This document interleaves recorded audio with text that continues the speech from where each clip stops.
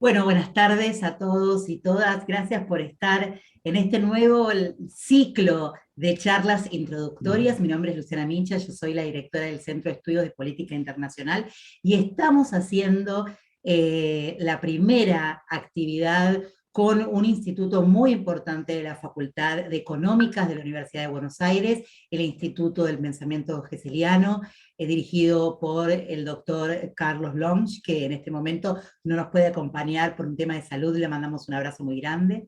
Les cuento que este año el CEPI y el Instituto Silvio Gesell firmamos un convenio de cooperación académica, obviamente, porque justamente nosotros tenemos un observatorio internacional especializado en todo lo que tiene que ver con la economía política internacional. Y justamente los dos coordinadores, tanto Pablo Longo como Karina Meneghetti, y yo estuvimos reunidos con todos los del Instituto Geseliano, haciendo una aproximación teórica y académica sobre los distintos estudios que podemos hacer en términos de política internacional y políticas que tienen que ver con el estudio que hace el Instituto sobre el tema geseliano.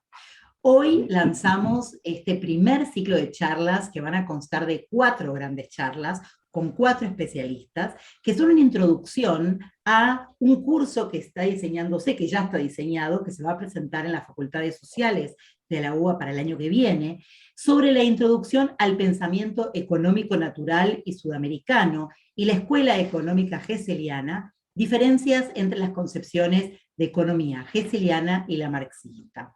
Este ciclo de charlas va a incluir 4 martes, son los 4 martes de octubre. Hoy, en el día de hoy, tenemos el gusto de contar con el contador Carlos Ragonesi, que vamos a estar hablando, él nos va a estar contando sobre la concepción marxista de la moneda y el interés, crítica y concepción geseliana, obviamente. El martes que viene vamos a estar, que va a ser 12 de octubre, con el doctor Héctor Sandler de la Universidad de Buenos Aires, hablando sobre la doctrina fiscal geseliana y la marxista. El martes 19 de octubre de este año vamos a estar a la mañana, no a la tarde, porque tenemos una invitada muy especial, que es la doctora Esther Barinaga, que es de la Universidad de Lund, de Suecia, y vamos a estar a las 11 de la mañana charlando con ella ese martes sobre la doctrina geseliana del interés negativo, un tema fundamental para entender las cuestiones de la doctrina geseliana.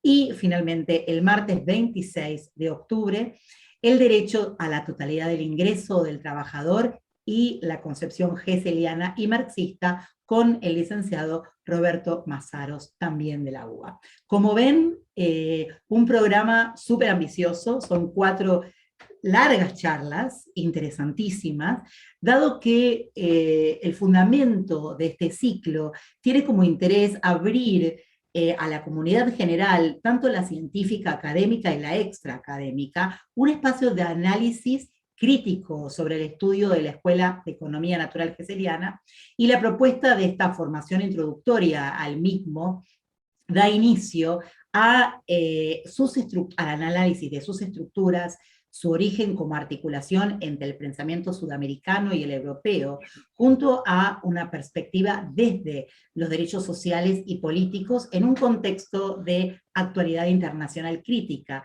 al orden económico-financiero, ¿no? Nosotros estamos viviendo con conflictividad social y obviamente con una conflictividad internacional que esta situación conlleva, el agravamiento por el impacto también del COVID, de la pandemia y de los procesos del cambio climático, la disminución de la biodiversidad, la profundización de los conflictos políticos nacionales e internacionales originados en una creciente escasez y disponibilidad de recursos naturales y financieros, originados obviamente por deudas públicas y privadas exponencialmente, y justo a una ecuación de crecimiento económico y desbalance social, ambiental, económico, político, acelerado por un desequilibrio general.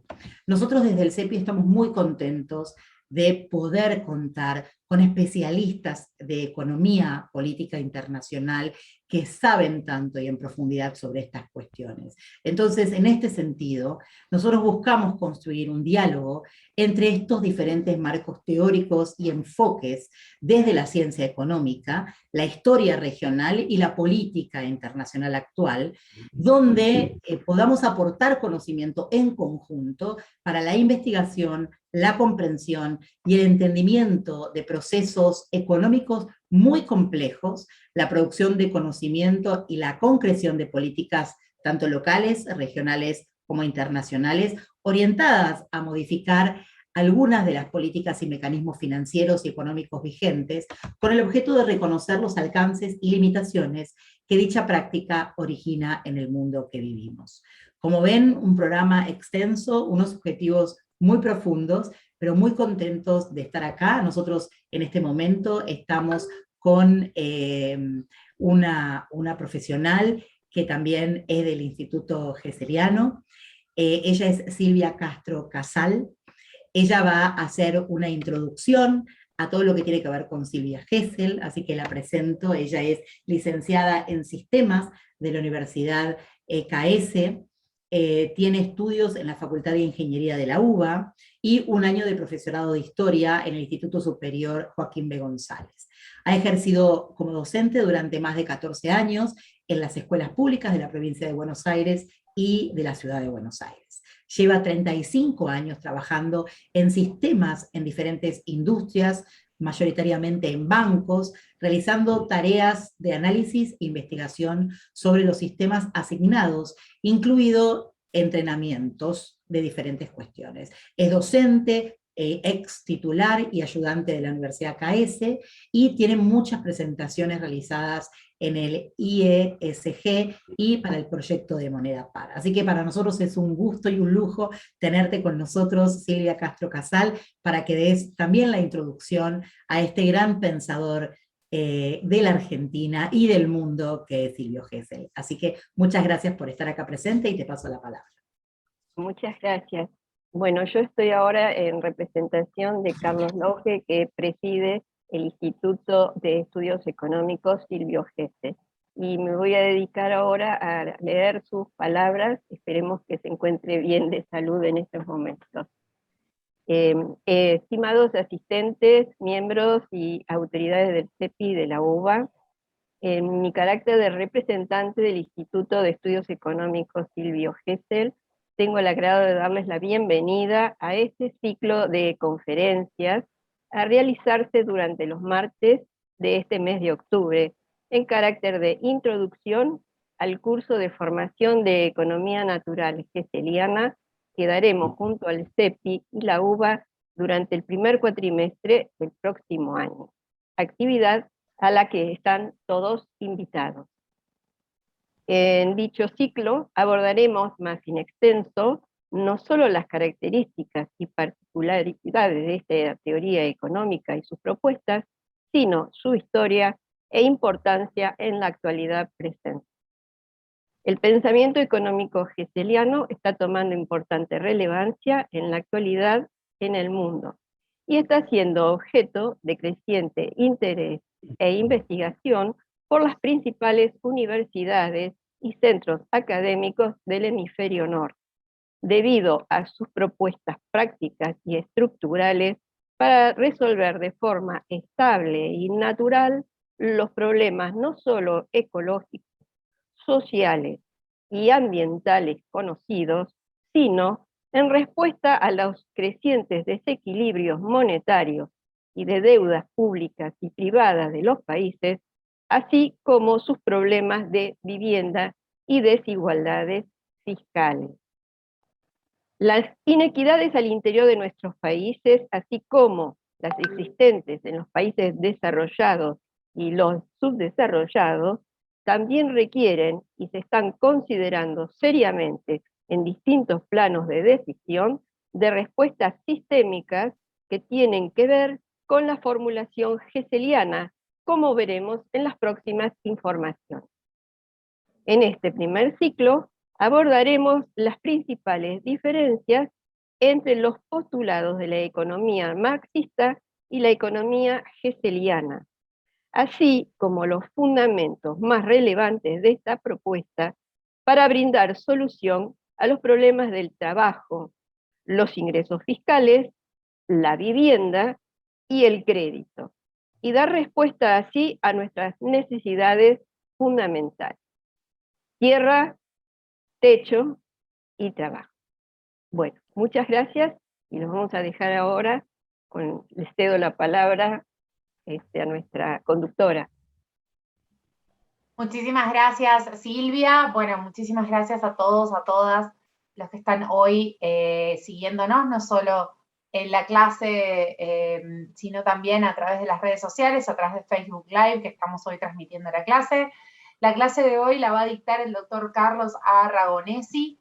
El doctor es contador público, es egresado de la Universidad Nacional de Buenos Aires, es mediador profesional, es especialista en derecho tributario, societario y en macroeconomía monetaria, es docente de diversas cátedras en diversas universidades, es docente de la cátedra de macroeconomía en la Facultad de Ciencias Económicas de la UBA y en la Facultad de Ciencias Sociales de la Universidad Nacional de Lomas de Zamora, y también tiene a cargo el módulo de Economía Monetaria y Banco Central.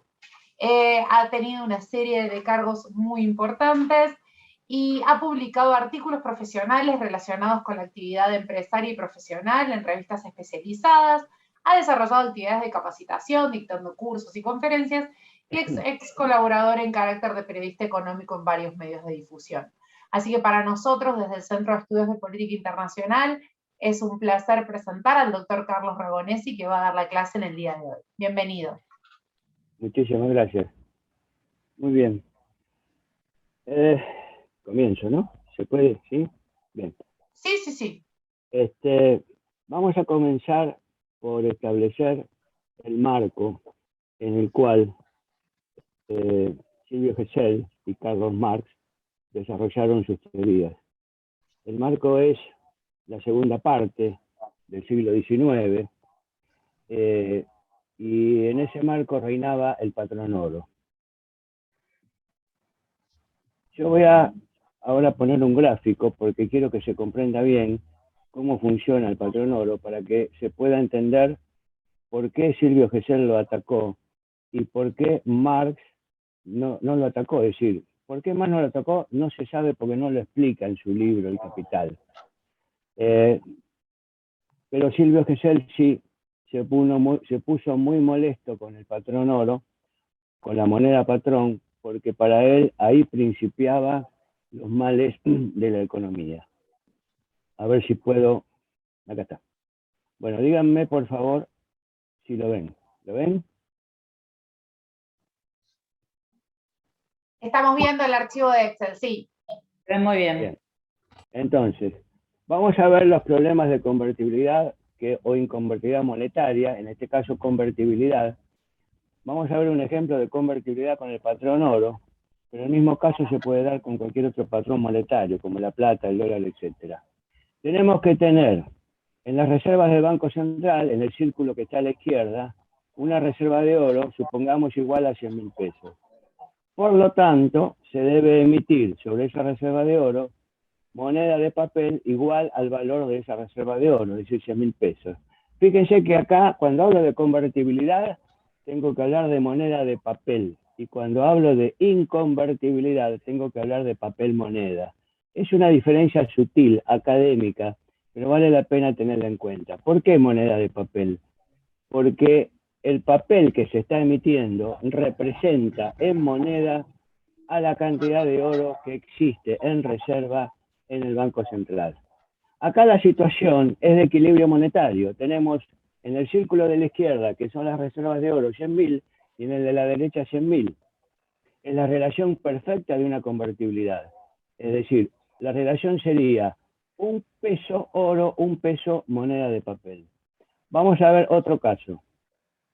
En este caso, tenemos 100.000 pesos de oro, en oro moneda, en oro puro, y tenemos 120.000 pesos de moneda de papel. ¿Qué pasó acá? Se quebró la relación de convertibilidad. Tenemos más moneda de papel que oro. No es el escenario de Silvio Gesell. Es el escenario que le tocó vivir a los Estados Unidos cuando el 15 de agosto de 1971 resuelve declarar la inconvertibilidad monetaria y resuelve romper el acuerdo de Bretton Woods del año 1944 porque estaban en guerra con Vietnam y emitieron más dólares que las reservas de oro que tenían en el fuerte de Fort Knox. La relación un peso oro es igual a un peso 20 de moneda de papel. Es decir, el estado de situación es desequilibrio monetario. Es una moneda devaluada por exceso de emisión. Se ha roto el sistema de convertibilidad.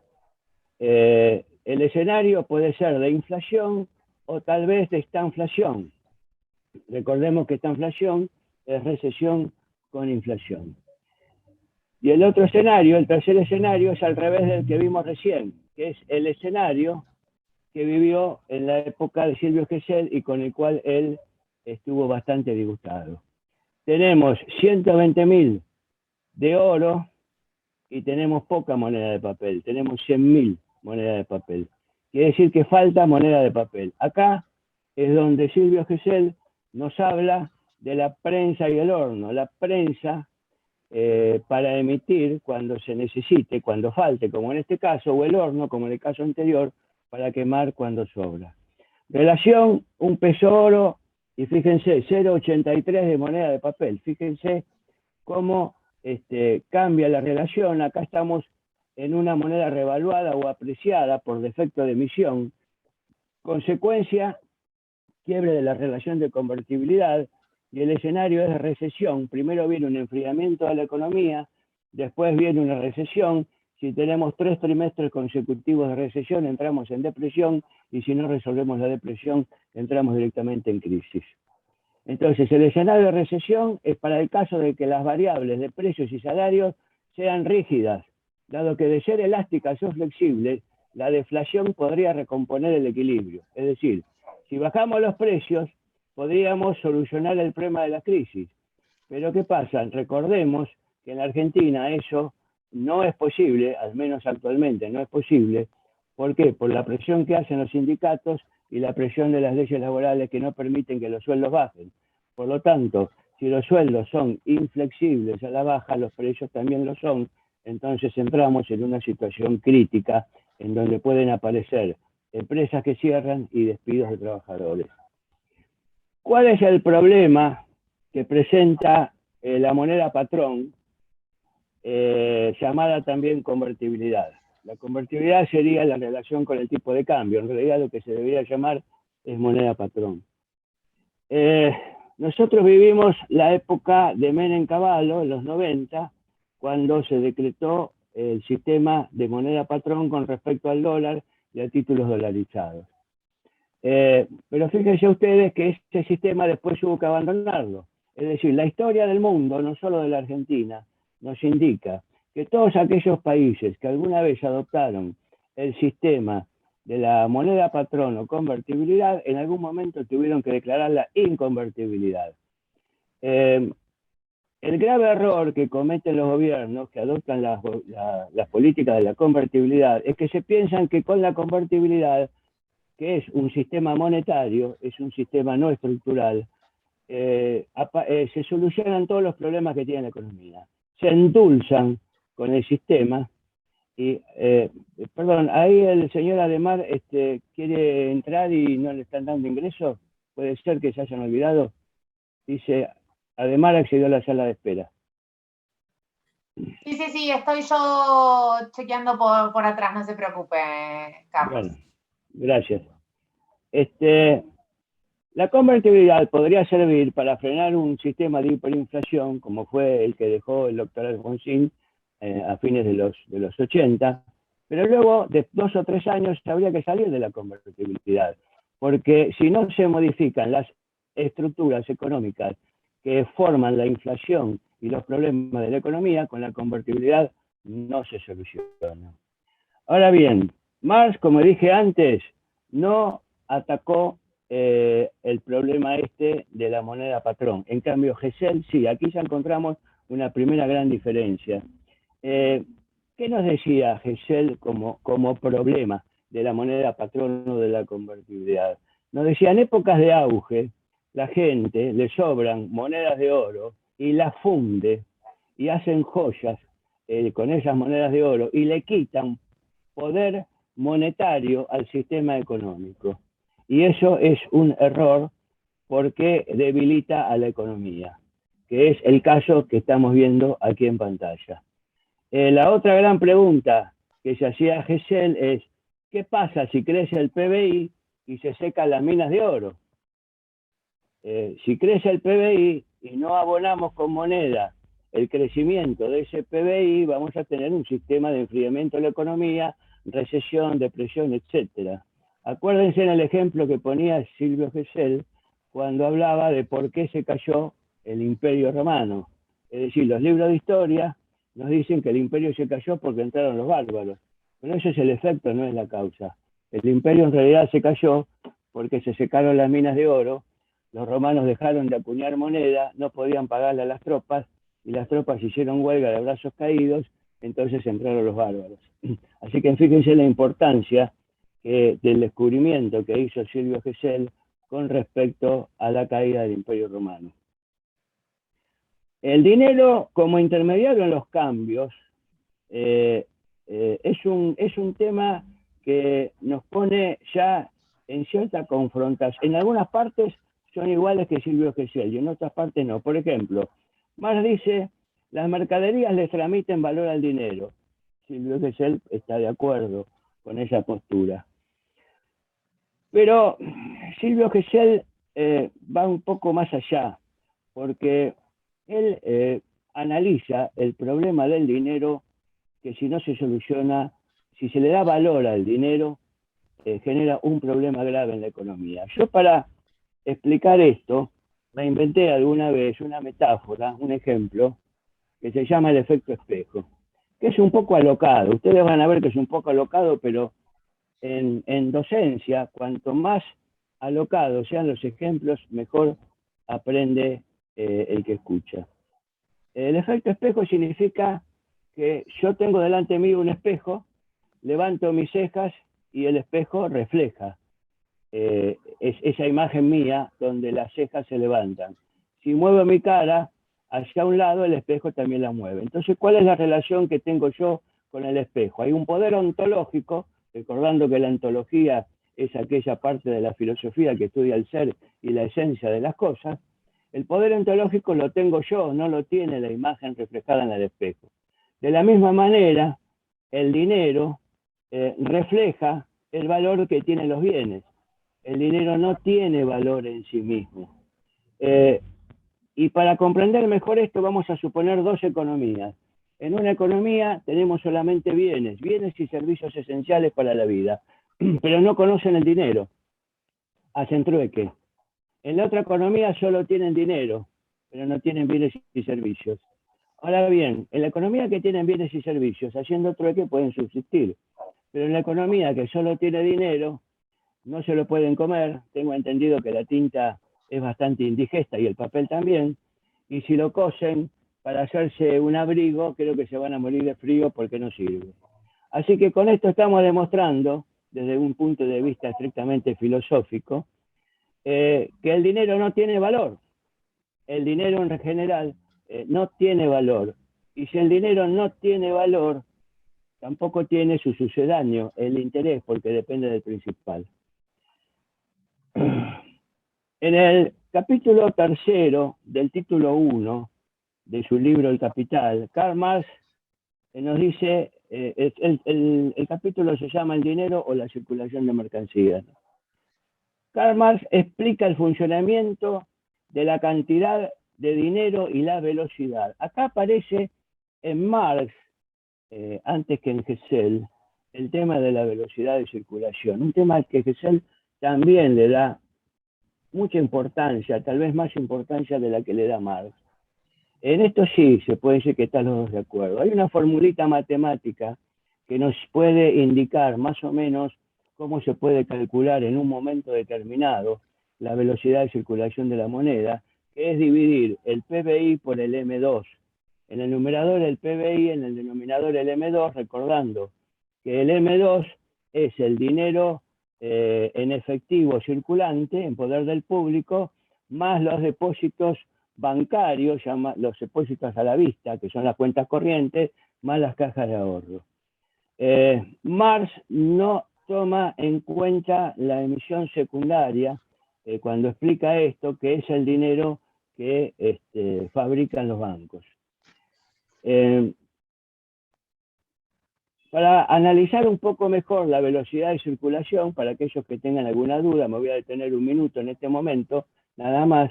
Suponga que tenemos 3 personas que concurren a un mercado. La persona A, la persona C. La persona A le interesan los productos que vende la persona B, por lo tanto, el producto vale 1.000 pesos. Entonces, la persona B le paga a la persona A 1.000 pesos. Pero esos 1.000 pesos ahora están en poder de la persona A. Pero a su vez,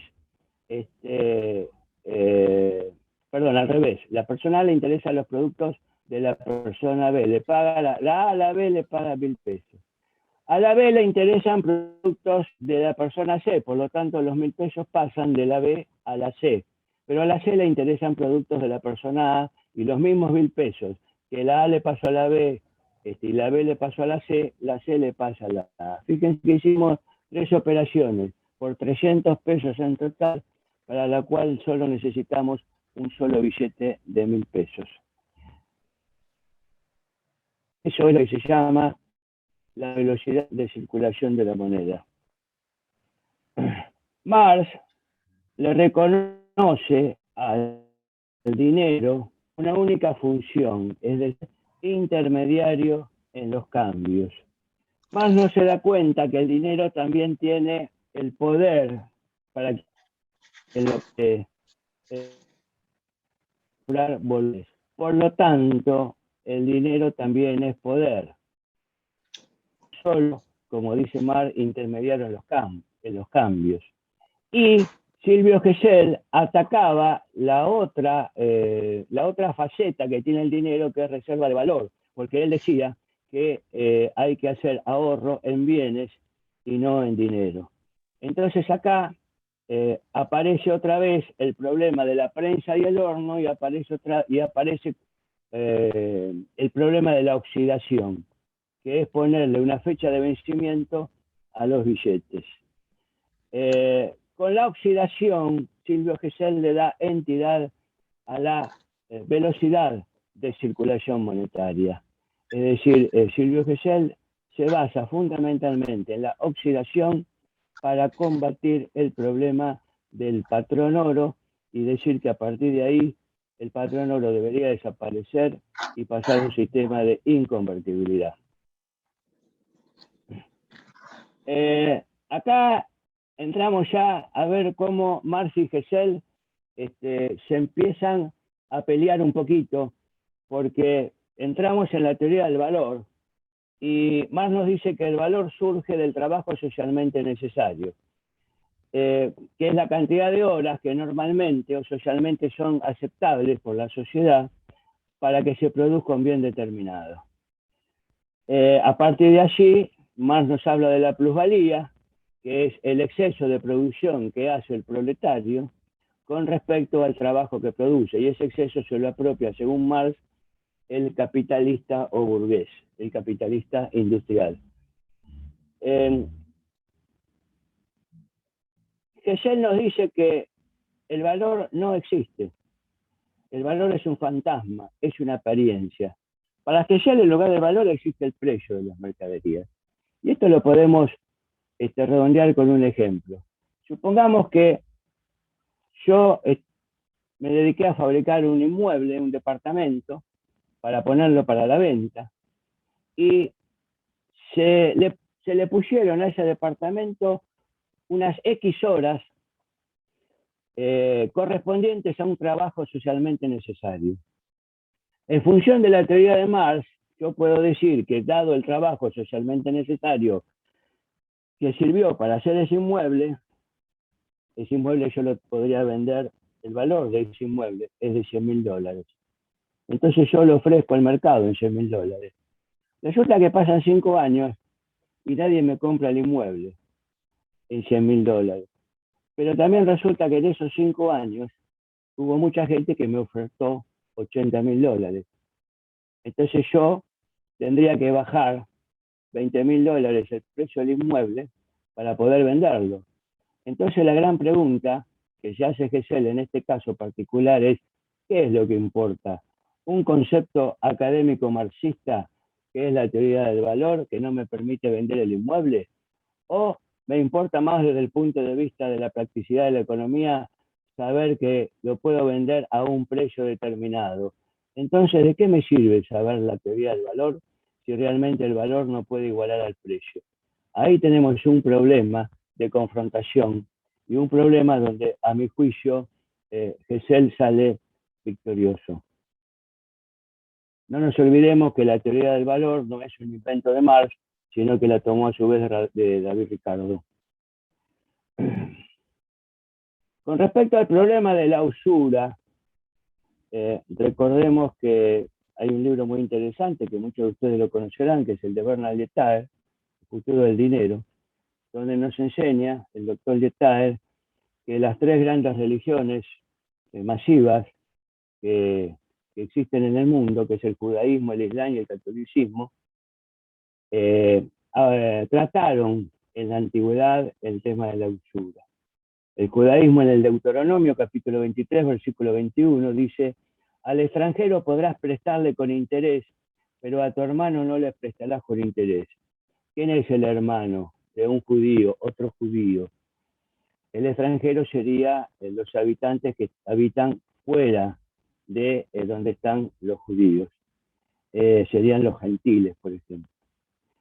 Quiere decir que si un judío le presta a otro judío, podría no pedirle interés, pero si le presta a una persona que no lo sea, entonces ahí tiene el aval de Dios, porque lo dice la Biblia, ahí podés cobrarle interés.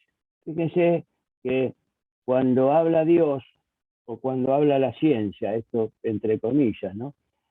Nadie lo discute. De ahí se agarra, de ahí toma nota el judaísmo para decir, Dios me está permitiendo cobrar interés, y con eso lo justifican. El Islam, en el Corán Sura, capítulo 30, versículo 35, dice: lo que deis con usura para que se incremente a costa de los bienes ajenos, no os producirá incremento ante Dios. Y el catolicismo tuvo muchísimos concilios donde condenaron la usura, pero hay uno fundamental, a mi juicio, que es el Quinto Concilio Laterano, 1512-1517, donde definió al pecado de la usura como el cobro de cualquier interés sobre el dinero.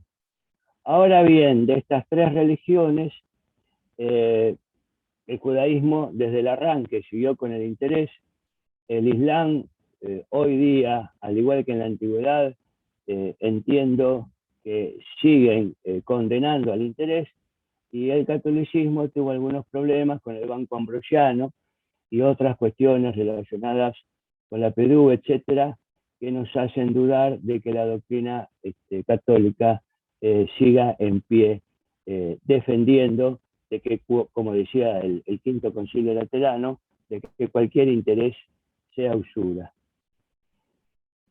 Dicho esto, para definir un poco lo que pasó con la usura en la historia del mundo, vemos que Marx, en el capítulo 24 del tomo 3, que se llama Exteriorización de la relación del capital bajo la forma del capital a interés, explica el interés compuesto. Lo explica muy bien, pero ¿saben qué?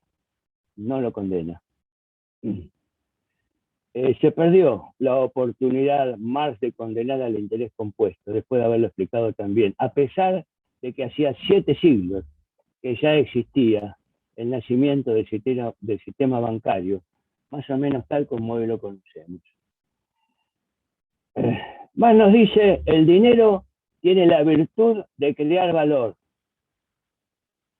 ¿Escucharon lo que dije?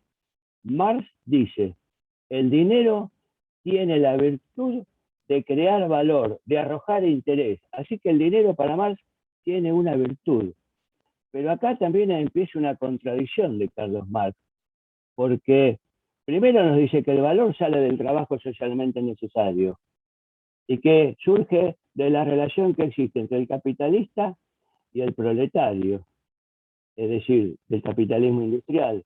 Y ahora, a ver en qué tomo me lo dice, ahora en el capítulo 24, tomo 3, página 374, para los que lo quieran tomar nota y analizarlo. Yo tengo los 3 tomos del Capital, del Fondo de Cultura Económica de México, lo compré cuando era estudiante de Ciencias Económicas, hace 50 años atrás. Capítulo 24, tomo 3, página 374. El dinero tiene la virtud de crear valor, de arrojar interés. Primero Marx nos dice que el valor surge del trabajo socialmente necesario, y ahora dice que el dinero también tiene la virtud de crear valor, de que le da valor al dinero. Gesell, en cambio, dice que con la libre moneda el interés disminuirá su presencia hasta hacerlo desaparecer. Es decir, Marx hace un ataque de la usura muy simple, muy suave.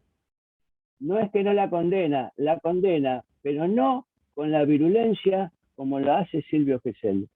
Silvio Gesell directamente no tolera ni al interés ni a la usura, y dice que con su política de libre moneda no va a ser necesario en el futuro cobrar, que siga apareciendo la tasa de interés, simplemente porque la oxidación de la moneda va a hacer fluir el dinero que se necesita sin necesidad de que vaya uno al banco a pedir un crédito. Vamos, ya que estamos con interés compuesto, a ver, vamos a ver esto. Dígame si se ve, por favor. ¿Se ve? ¿La administradora me puede hablar? ¿Se Sí, ve? ahora se puede, ahora se ve, sí se ve. Sí, se ve perfecto. Bueno, veamos este cálculo. Interés simple versus interés compuesto. Un capital de 1.000 pesos. Tasa anual, 6%. Una tasa baja, ¿eh? A propósito, elegí una tasa baja. Plazo 30 años. La capitalización es anual. Cuando termina la capitalización, nunca pago ni el capital ni el interés. ¿Qué pasa con el cálculo de esta tasa de interés simple? La fórmula clásica, capital por razón por tiempo dividido 100 por unidad de tiempo, me da 60 pesos por año, que en 30 años me da 1.800 pesos. El monto, que es el capital más el interés, es 2.800 pesos. Quiere decir que cada vez que vence el año, no pago el capital, no pago el interés. Con el interés simple termino pagando al final de los 30 años 2.800 pesos por todo concepto. Vamos ahora a ver qué pasa con un cálculo de interés compuesto a la misma tasa para poder comparar. En el primer año pido prestado 1.000 pesos. La tasa es del 6%, es decir que pago 60 pesos en el primer año. El monto, que es la suma del capital más el interés, es 1.060. ¿Por qué lo sumo el interés? Porque acá aparece la figura del anatocismo, legislada en el artículo 770 del Código Civil y Comercial argentino, que entró a regir en agosto del 2015.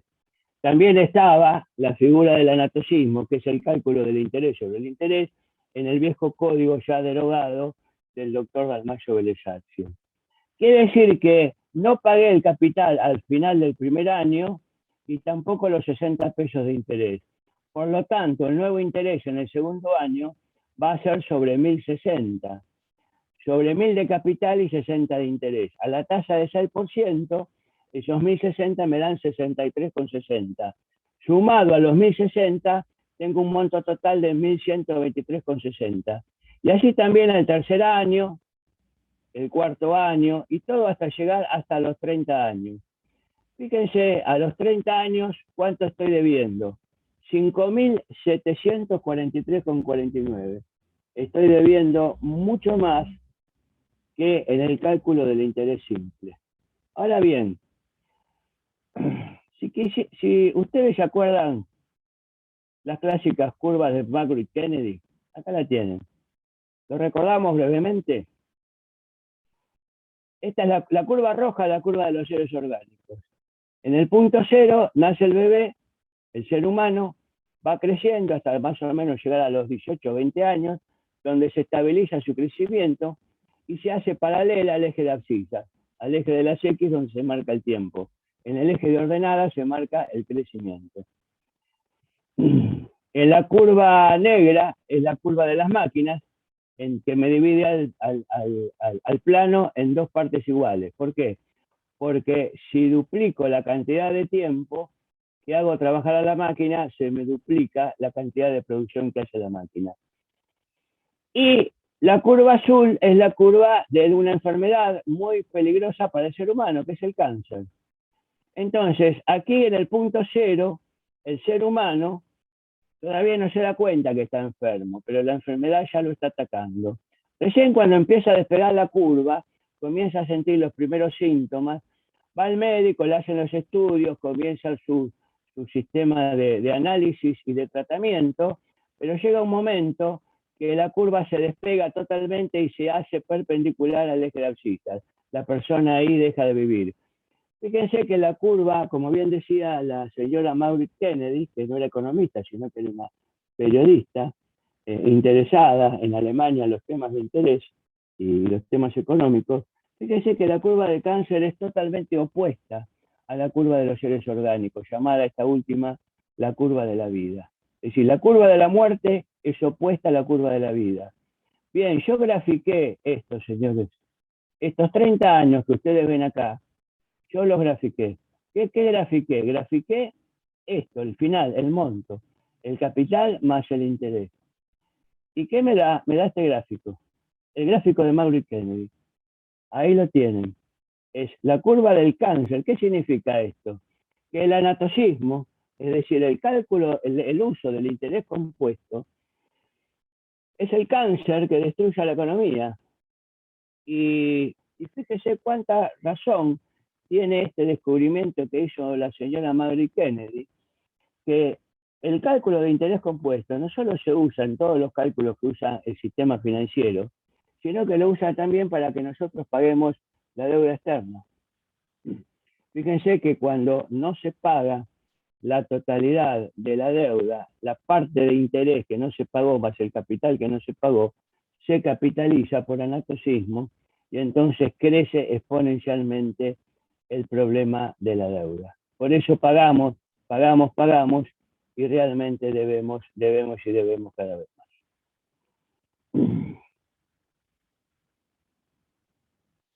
Ahora entramos directamente a analizar el capital financiero, el choque que hay entre Marx y Silvio Gesell.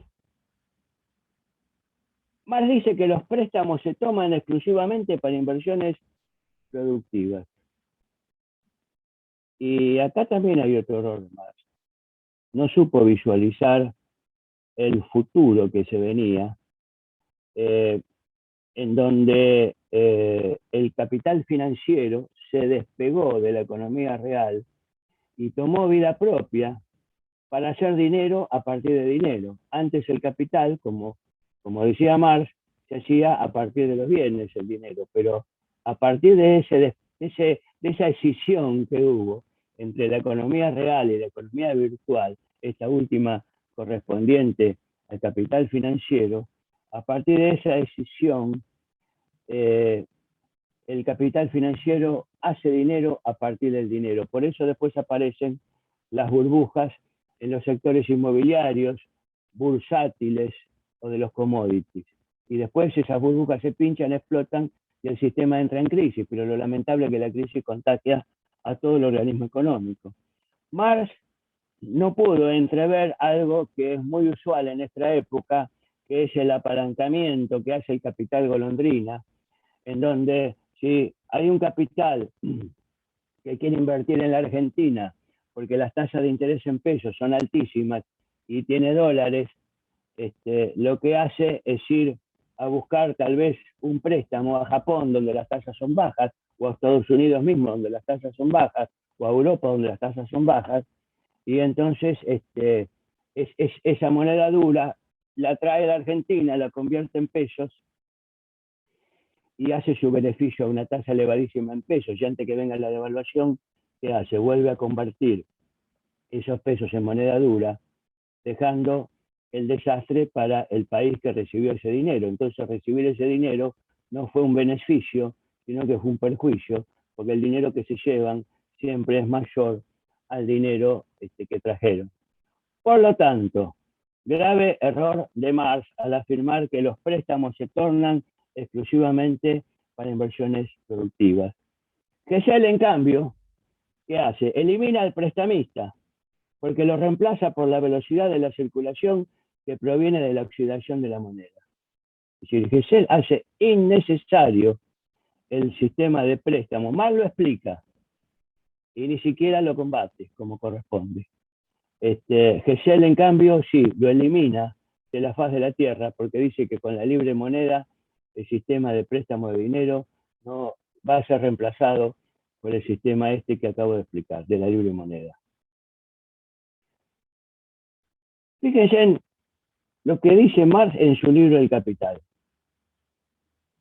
Define el interés como un hecho natural. ¿Por qué? Porque dice que el interés surge del capital, así como las peras surgen del peral. Es decir, está poniendo una comparación natural de un hecho orgánico natural, que es una planta, para darle justificación, Carlos Marx, a la existencia del interés.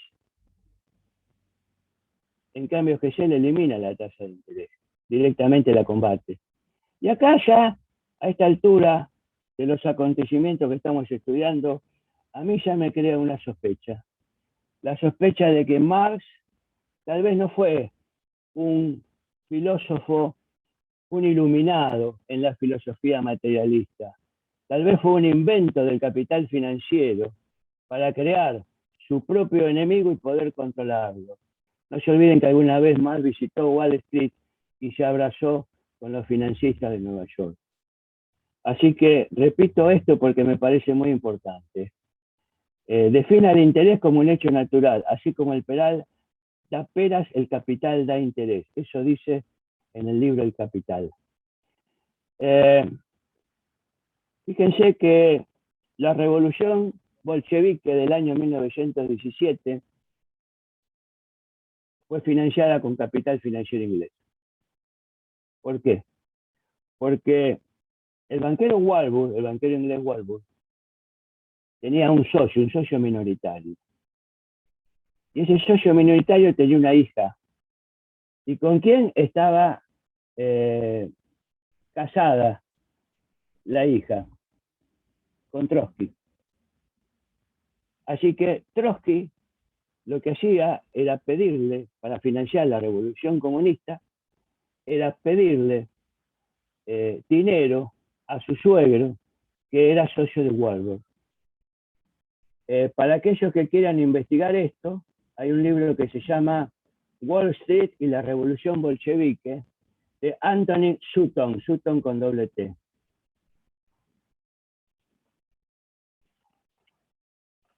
Vamos a enfocarnos ahora en el proceso del ahorro. Definiciones del ahorro. ¿Qué dice la economía clásica con respecto al ahorro? ¿Se acuerdan cuando, bueno, ahí veo caras muy jóvenes, pero también veo caras que tienen mi edad?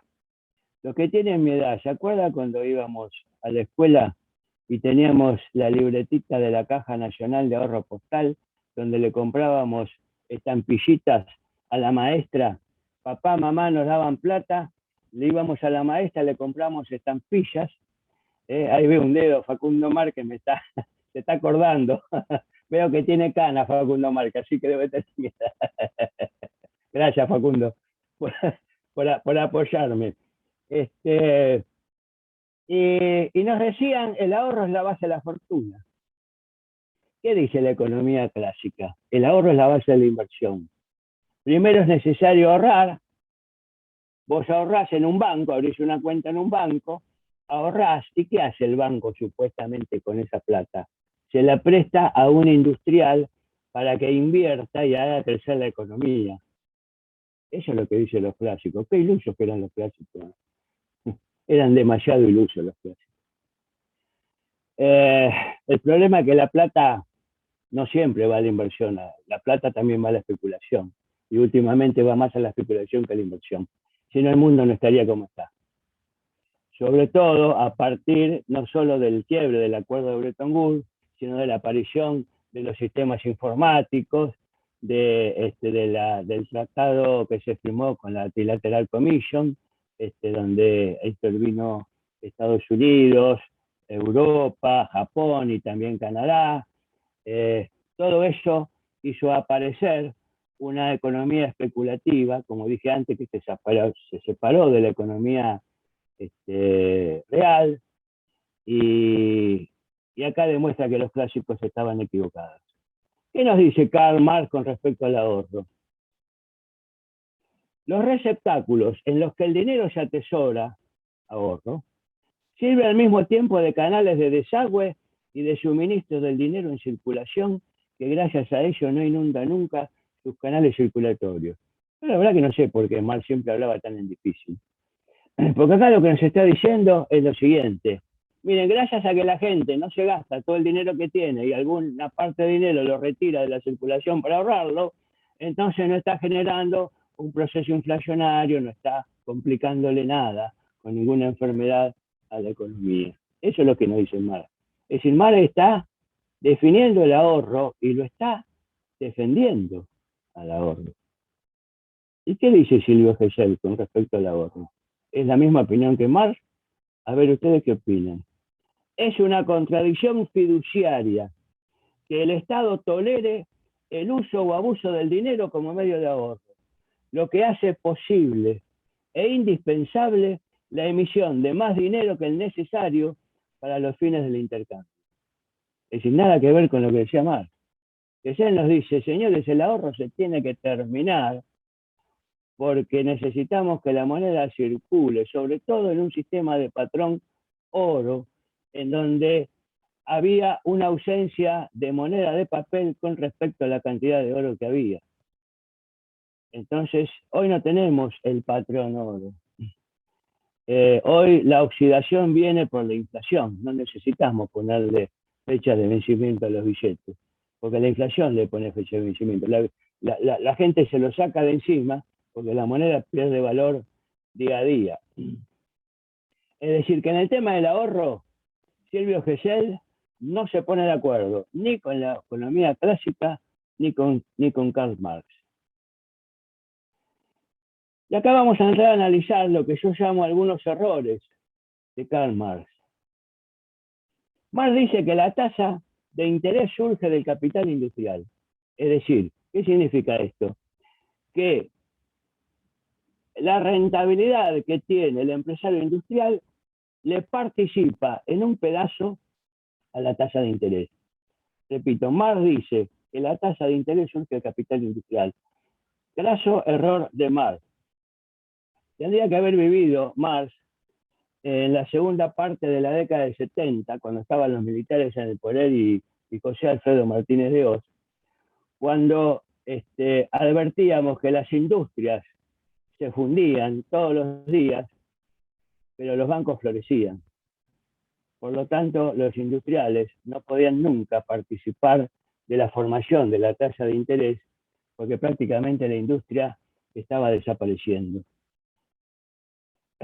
Fíjense que en el capítulo 22 del tomo tercero, que se llama, bueno, no tengo el nombre acá, dice que el interés es la relación entre dos capitalistas y no entre el capitalista y el proletario. Marx dice, el interés es la relación entre dos capitalistas, el capitalista banquero y el capitalista industrial. Acá el proletario no tiene absolutamente nada que ver para Marx. El futuro que vino después de Marx nos hizo ver que estaba equivocado, porque están las tarjetas de crédito que tienen los trabajadores y que es una relación entre el capital financiero y el trabajador, no entre el capital financiero y solamente el capitalista industrial.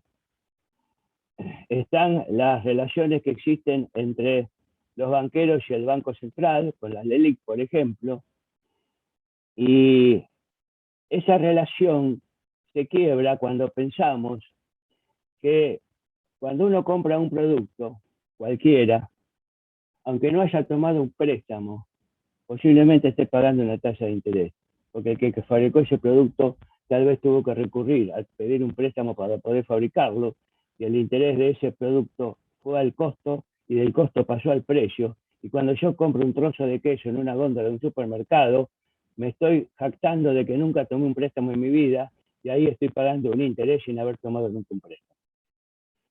Es decir, me parece que al análisis exhaustivo que hizo Karl Marx se le han escapado algunas cosas. En el tomo tercero, capítulo 23, Marx dice: no poder investigar las relaciones que existen entre prestamista y prestatario. Bueno, acá Marx se declara incompetente, y acá es donde yo vuelvo a sospechar que es un subproducto, un producto creado por el capital financiero. No se mete en el problema de las relaciones. Pero ¿cómo? Si Marx es el rey de las luchas de clases. ¿Marx acaso no nos dice que hay? Él no es el que vio que hay una lucha de clases entre el burgués y el proletario. Pero ¿cómo es que no vio que también hay una lucha de clases entre el capitalista industrial y el capitalista financiero? Ahí también hay una lucha de clases. ¿Cómo es que Marx no vio que hay una lucha de clases entre un empresario pyme y una multinacional? ¿Cómo es que Marx no se dio cuenta que el capital financiero expolia al capitalista industrial o al capitalista comercial? Y si este, como bien dice él, expolia al trabajador, entonces por carácter transitivo, Marx está expoliando también al trabajador. Entonces, el problema de las relaciones de los préstamos y de la tasa de interés no es solamente entre dos capitalistas. Toda la comunidad está metida en este problema. Y fíjense ustedes que cuando el Estado argentino o el que sea se endeuda, tiene que pagar intereses, y esos intereses van al presupuesto público, y es necesario aumentar los impuestos para poder pagar esos intereses. Entonces se equivoca Marx cuando piensa que es una relación inclusiva entre el capitalista industrial y el capitalista financiero.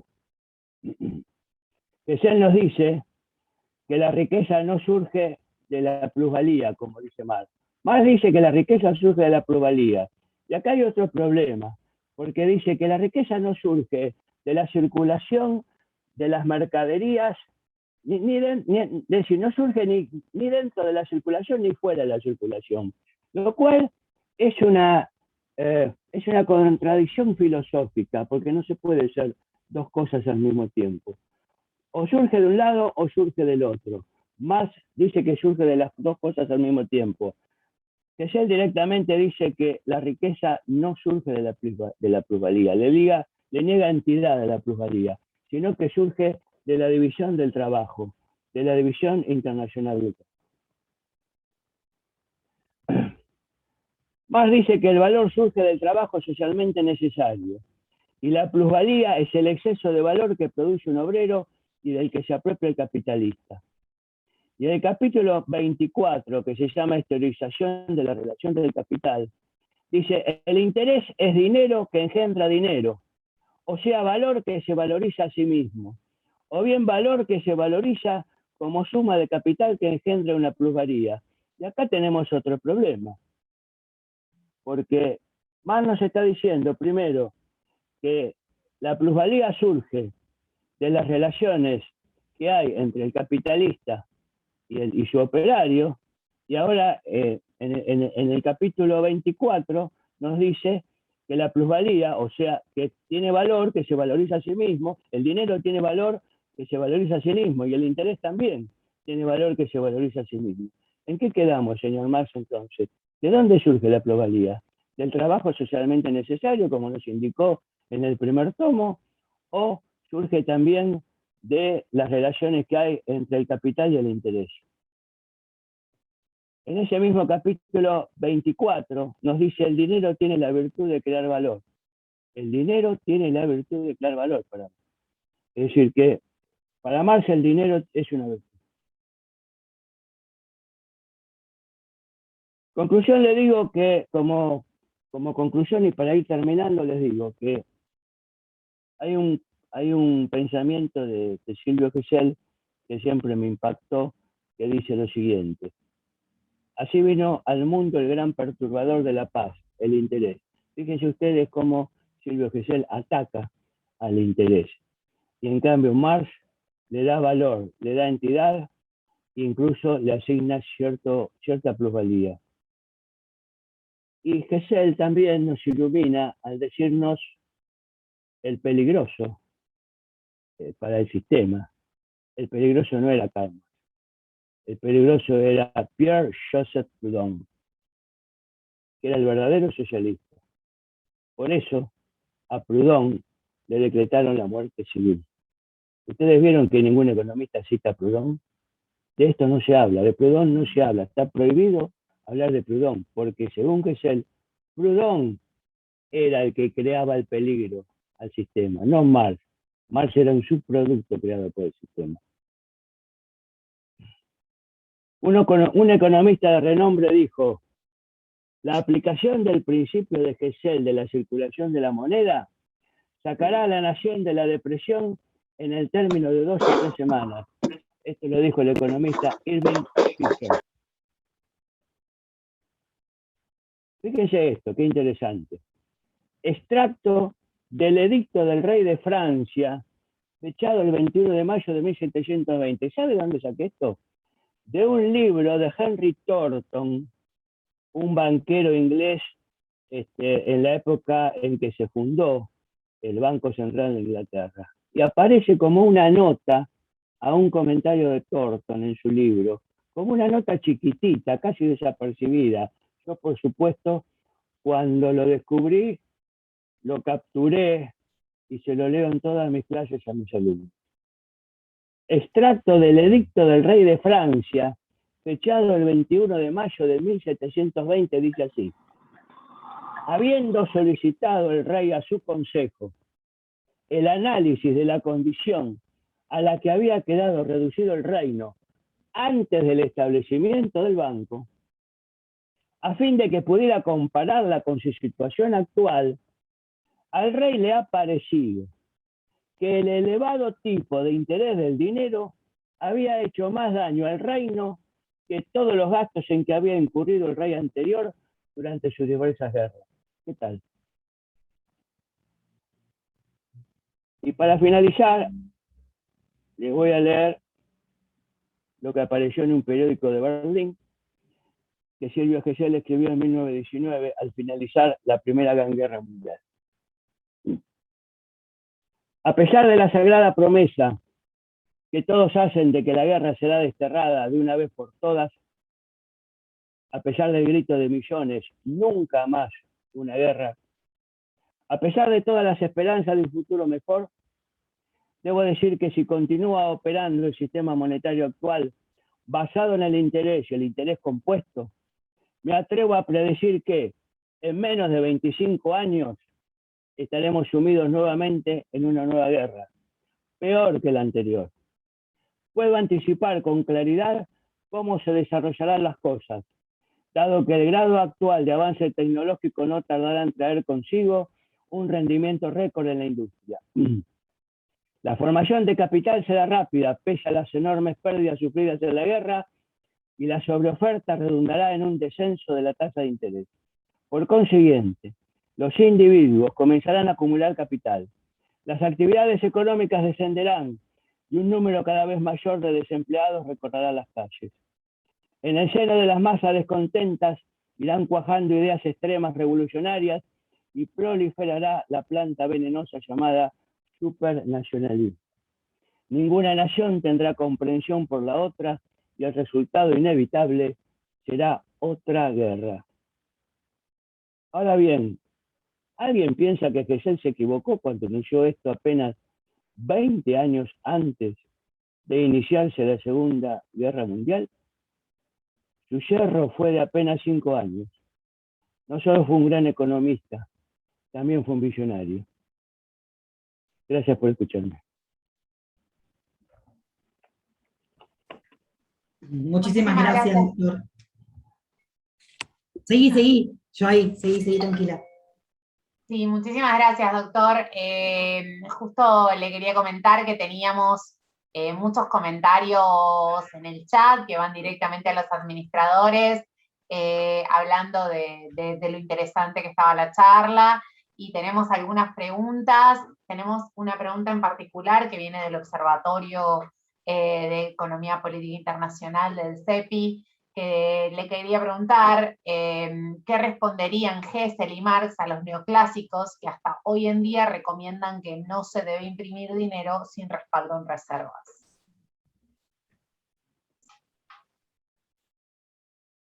Bueno, acá lo que tenemos que entender es una cosa. La teoría de Silvio Gesell no es imprimir a tontas y a locas.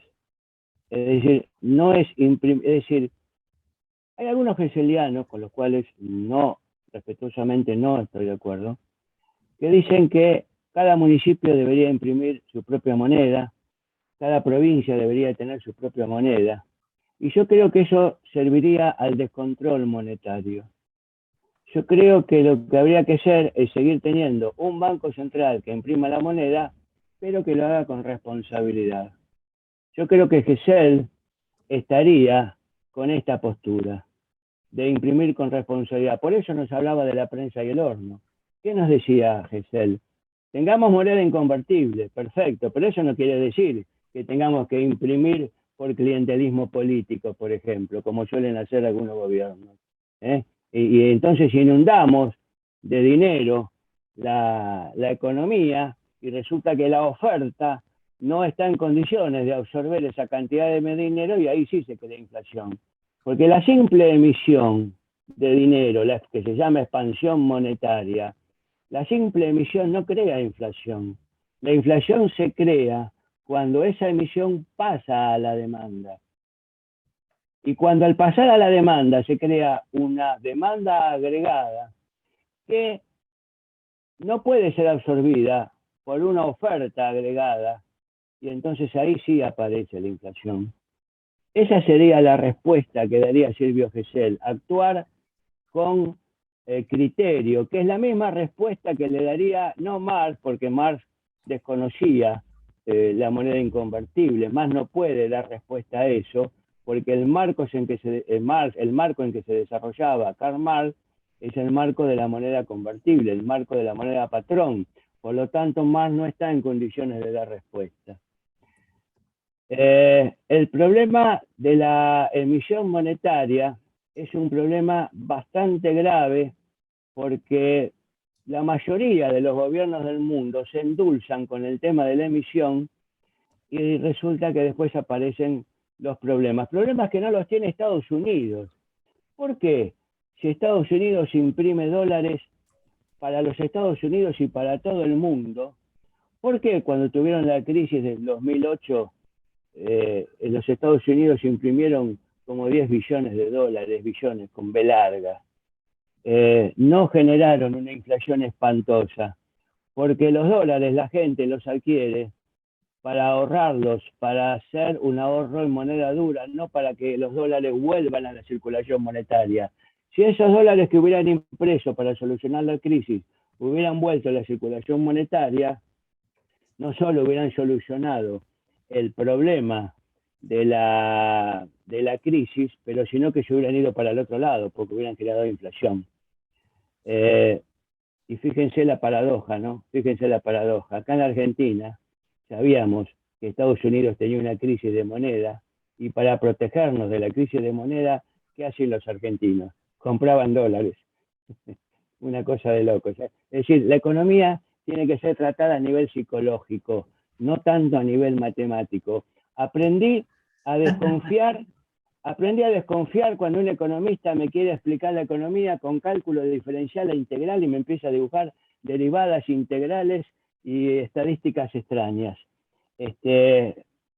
Mire, si quisiéramos encerrar a todas las variables que influyen en la economía, la ecuación debería tener más o menos 1 kilómetro de largo. Pero las variables serían tantas que no podría ser absorbida, no solo por nuestro cerebro, tampoco por la computadora que lo está procesando, porque las variables se están moviendo a cada momento. Entonces, para comprender cómo funciona esa ecuación, ¿qué hacen los economistas? inundan la ecuación de constantes, transforman las variables en constantes, pero cuanto más constantes les pongamos a una ecuación matemática, más nos alejamos de la realidad. Entonces, lo que pretenden los economistas es que la realidad se ajuste a sus postulados, cuando en realidad son sus postulados los que deberían ajustarse a la realidad.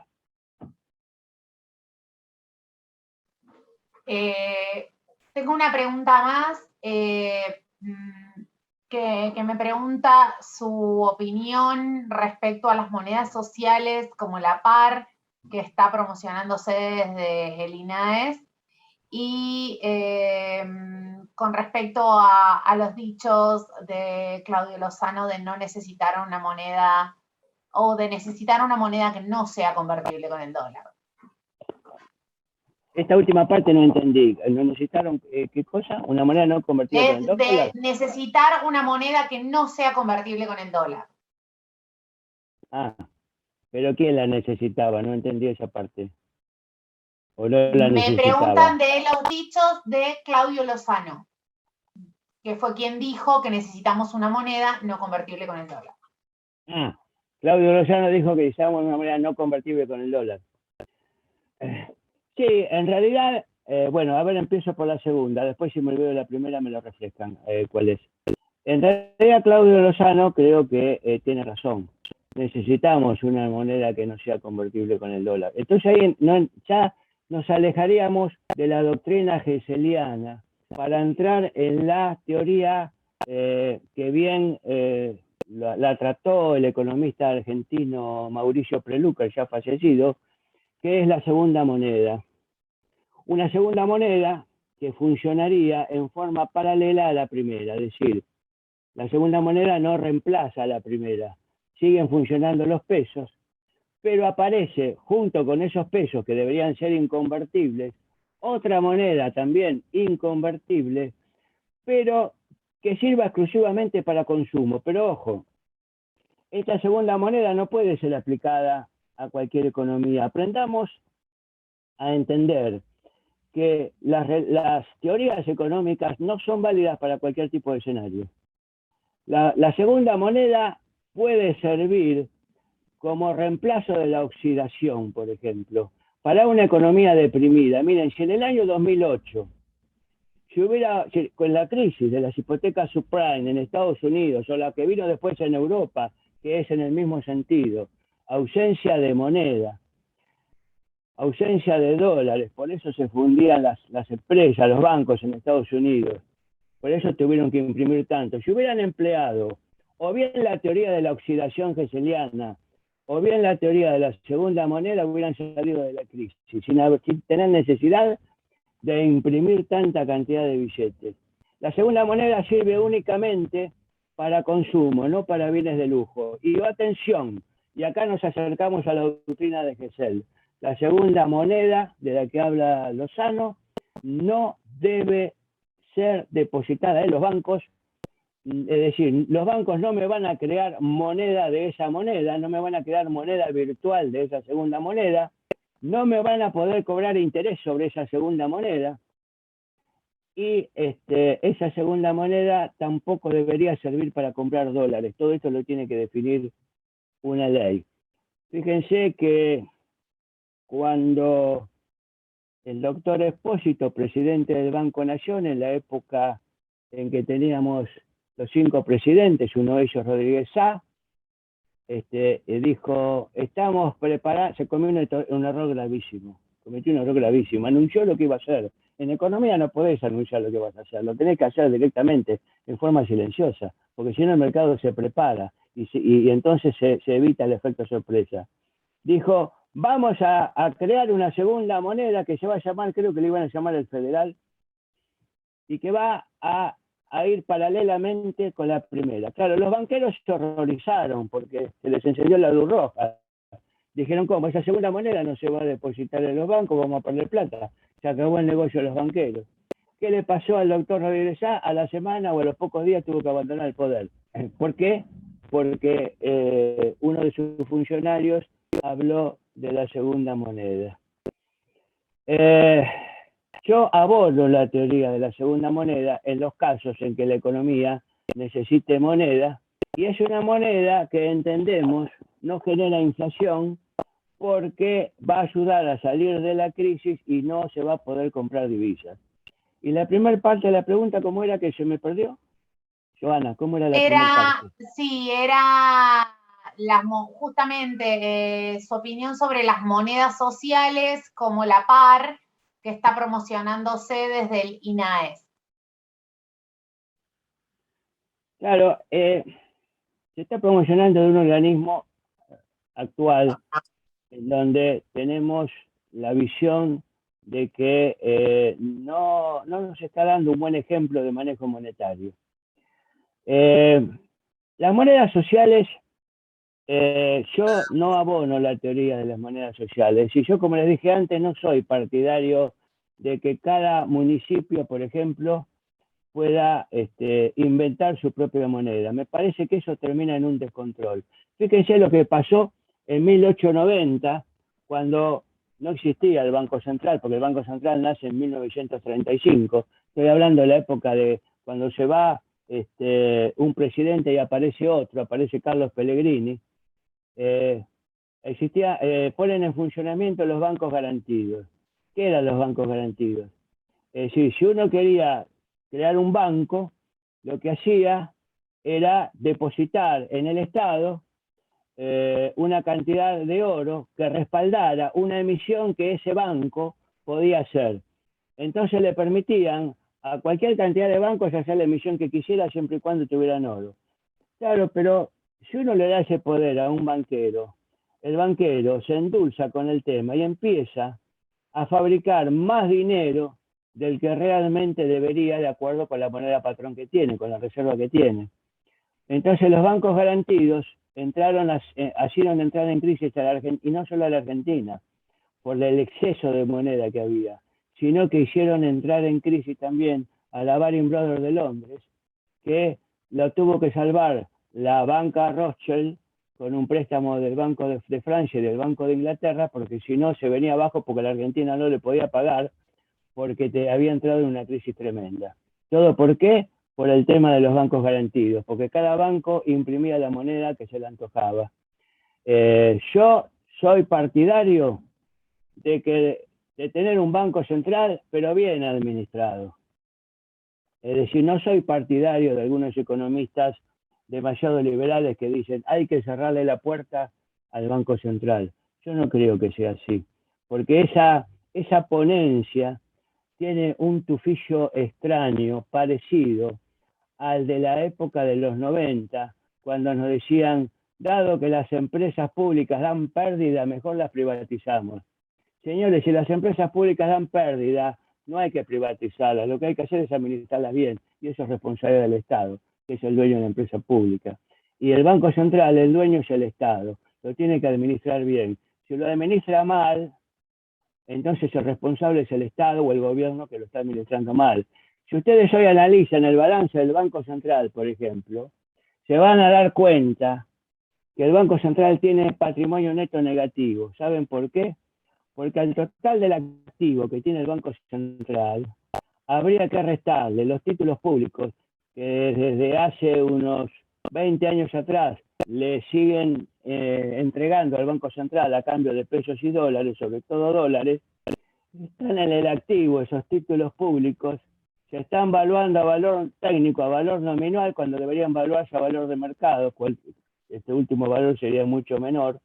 Están inflando el activo, habría que restarle el crédito que el Banco Central le dio al Estado y va a tener un activo menor, pero como el pasivo permanece inmutable, se van a dar cuenta que el patrimonio neto final, el capital propio que le queda al Banco Central, no existe. No solo no existe, sino que es absolutamente negativo. Más o menos calculen negativo en unos 700.000 millones de pesos.